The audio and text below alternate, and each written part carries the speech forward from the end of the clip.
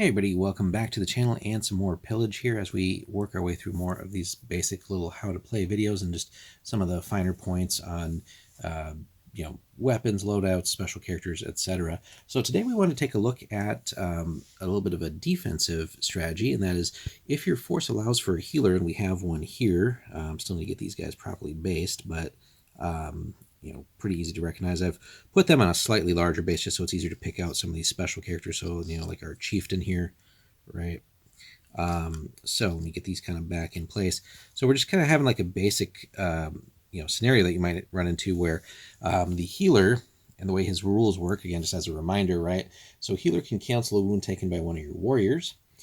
They have to be in base-to-base contact. So ideally, you're going to pack that healer in the middle of like any kind of formation of infantry that you've got. The healer doesn't function while mounted. I mean, he could be mounted, but it'd be almost pointless. You'd need to dismount to do the healing. And it's not like the healer is going to be like this automatic safety button here where he's going to work all the time.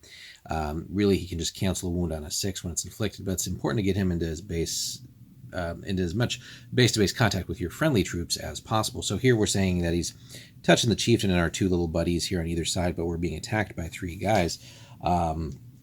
In a combat, right, it's going to be situational, but if he's touching your chieftain, right, you can theoretically, you can also only heal 1 wound on a figure per turn, right? So if a single figure gets hit twice, you might be able to save one of those wounds, but after that, the character or the model is on its own. But theoretically, if we can keep him kind of glued to a chieftain, for example, or in other lists, maybe if there's other multi-wound models, stuff like that, but ideally your chieftain, right? Now you're putting a lot of points in a single area, but the idea is, well, the chieftain comes with 3 HP. We could potentially get him a 4th with one of the talents, but just if we just keep him base for now, you could over the course of the game maybe roll a few 6s and just kind of extend those wounds for him, but also even just some of your basic guys, right? If we can keep them from dying and they maybe inflicted a wound back on the enemy that kills them, right? Over time, we can whittle them down. Now, of course, the enemy, depending on their faction, might have access to a healer as well. So that'd be someone that we definitely want to target and pick out right away. But so let's pretend here that our 3 opposing guys, landed a hit on each of our characters, and we'll just see. We'll roll through this a couple times and see how likely it is to come up. Again, it's just situational. Obviously, the dice could be really hot, could be really cold. Healer might not do anything for the whole dang game, which would suck. But you're buying that, and the opponent might even dedicate or focus on that healer unnecessarily much just to take him out when really maybe he hasn't really done anything yet. But that could get them to misplay a little bit, be out of position. Hopefully you can, recover and win the fight. So we'll go with our basic trooper on the right here, see if we can roll a 6. So let's say he's taken a wound off camera, but it was a 1. So he would die, right? So in just like round 1 of this potential combat. So he's dead. His buddy on the right side here. We'll roll that for you guys. Oh, close, but he would also die. So far the healer is not really showing the power of his faith here. Now on our leader, right, let's see if we can't get lucky. Oh, better, but the leader would take a wound. And now if this were a real scenario, right, this would be a pretty nasty combat. They might just all gang up on the leader next turn.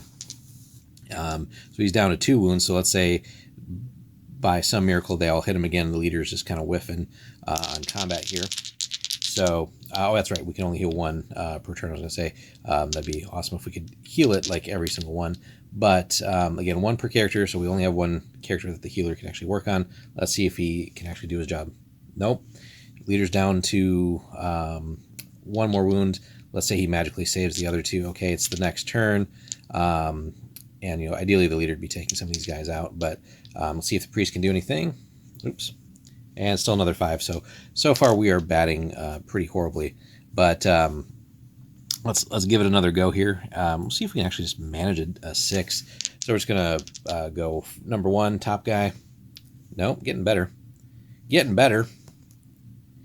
Well, that's something, right? 3 5s, not gonna work for a 6. Be interesting too to see down the road if they do any kind of or more expansions where they maybe you can buy like.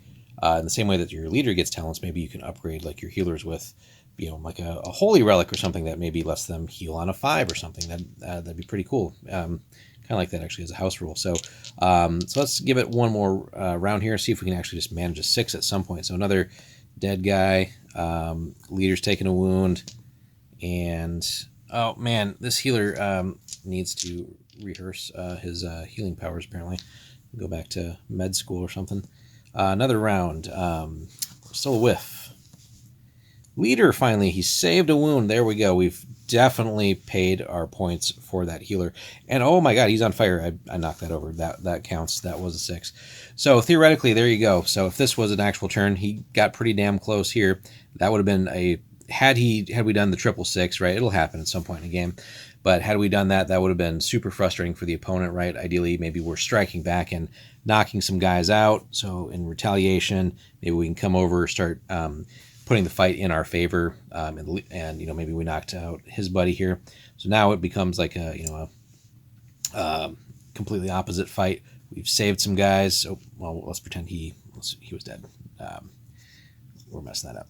But the fight can slowly swing in our favor, right? Ideally, we're helping our leader out, whittle this guy down over the course of a turn, and then going after the last guy, right? So, but at the right time, and again, my dice obviously were cold here until, you know, we rolled like several rounds of this, but in the right situation, it's gonna pay off, right? We want to certainly touch our leader. That's going to be the most value over the longest time because he has realistically the longest chance of surviving the longest, unless, you know, he just kind of gets focused out.